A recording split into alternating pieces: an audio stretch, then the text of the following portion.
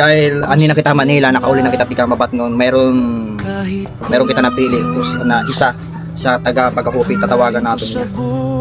Tayo guys.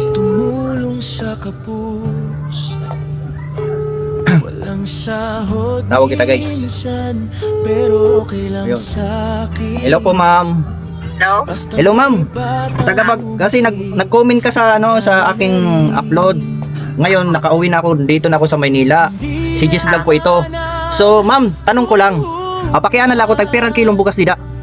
Ay iyo. 50. Oh, 50 ma'am, 50 pesos. 59 may 60. O sige ma'am, dahil isa ka sa napili ko na sa iyong comment, sabi mo pangbigas. Di ba nag-comment ka?